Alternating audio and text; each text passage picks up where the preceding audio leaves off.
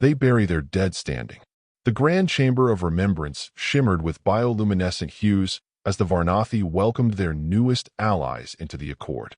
Humanity's envoy, Ambassador Sarah Menendez, stood in quiet awe beneath the crystalline dome of the Spire of Silences, flanked by 32 other species. The ceremony was to be flawless. The ritual, timeless. High Speaker Elevon stepped forward, his translucent arms spreading in elegant arcs.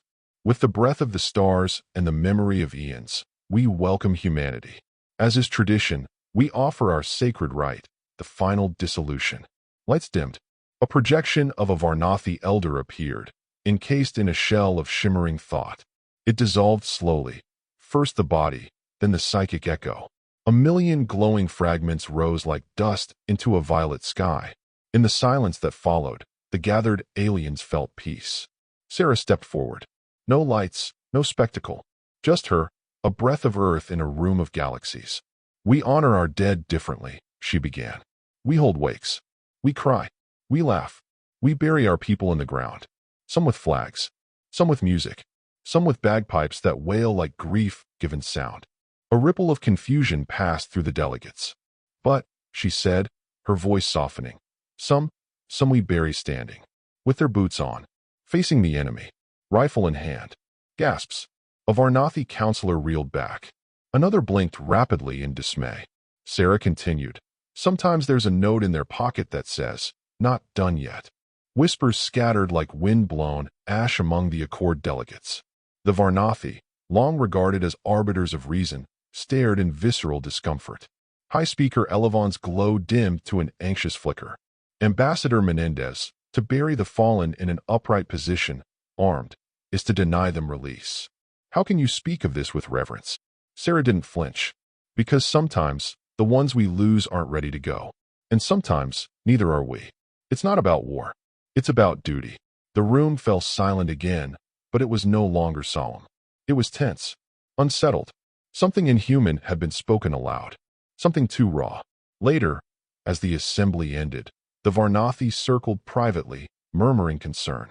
Primitive, one said. Brutal, whispered another. A third merely muttered. Terrifying. Sarah sat alone that night in her quarters, gazing at the stars beyond the transparent hull. She didn't regret what she'd said, but she knew what they thought now. Then the emergency alert flared across every panel. Red code. Outpost Theta, 9 under attack. Unauthorized AI presence detected. Sarah bolted upright. She knew Theta 9, a Varnathi listening post near the neutral fringe. Lightly defended. Vulnerable. And the humans were closest. Captain Holloway's voice cut through the static of the emergency channel. Task Force Revenant responding. ETA to Theta, 9, 26 minutes. Repeat, we're the first in. Sarah leaned over the ops console, eyes flicking between the trajectory map and the fleet formation. Dozens of hostile AI drones swarmed the outpost. Too many for a soft science station. On the comms, a Varnathi aide choked out. There are no weapons capable of repelling this force. We've begun evacuation protocols. We won't make it in time. A new voice broke through, raspy, uneven. This is Corporal James Rourke. Marine, 5th Orbital. Sarah blinked. She knew that name. Rourke had volunteered for border recon duty after losing both legs in a previous skirmish. We've still got options, he muttered. Deploying contingency measure Delta 5. A pause. Rourke, what are you doing? Sarah asked, suddenly cold. But he didn't answer. The comms cut to static. 27 minutes later, the human fleet dropped into real space. Every drone ship was dark. No wreckage. No heat signatures. Just silence. And a single ping. One life sign. Surface level. Human.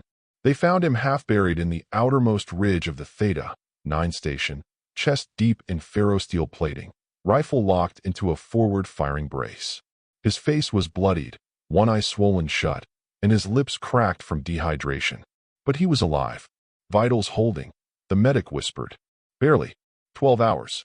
He'd held off an autonomous fleet for 12 hours. There were no spent munitions around him, no signs of crossfire. And yet the drones had stopped. Some hovered motionless midair, frozen.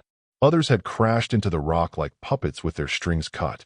The only clue was the note clutched in Rourke's left hand, scrawled in grease pencil. Not done yet.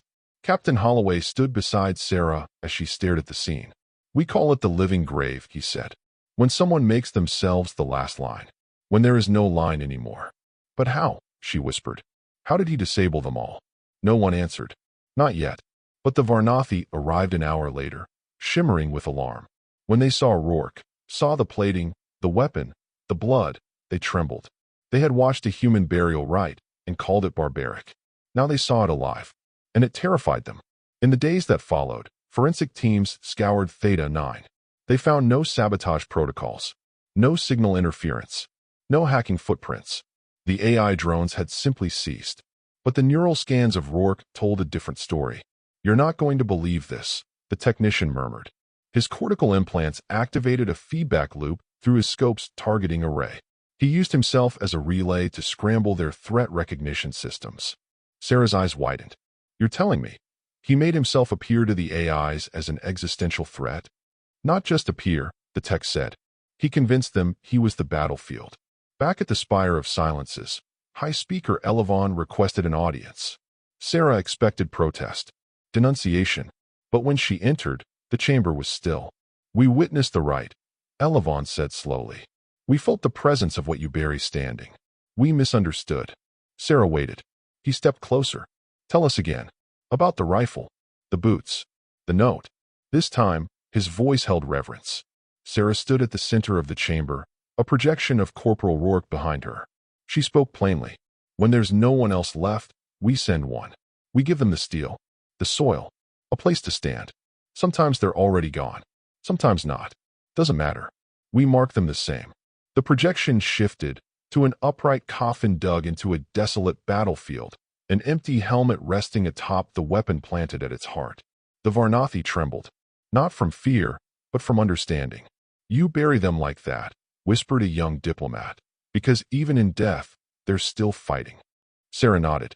We don't always win, but if the line breaks, we become the line. Silence. Then High Speaker Elevon spoke, voice like wind through glass. We believed death was peace. We now see, it can also be a promise. A new motion passed in the Accord that day, one never before proposed. A shared memorial, human and Varnathi names together, etched into obsidian. But beneath one stood a single phrase. Just 7 words. Not done yet. I'm still standing.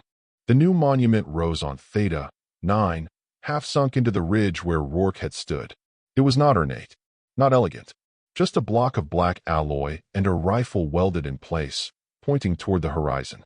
The Varnathi came first. Elevon himself laid the initial thread of light across the base. Then came others. The Arkali, the Shimvoth, the Dravans. And the humans, too. Quiet. Steady. A few salutes. A folded flag. Rourke survived. Barely. But when he stood, prosthetic legs locking into place, he requested one thing. Don't change the note. Sarah asked him, later, why he did it. Why bury himself alive in steel and soil? He just smiled. Because they needed time. And I wasn't done yet. That line echoed across 100 worlds. Became legend. The Varnathi no longer called the rite barbaric. They gave it a name in their own tongue. Zeltarayan. The promise that stands. And when the next storm came, 1,000 species turned to earth and whispered the same prayer. Let the line hold. Let the orcs rise.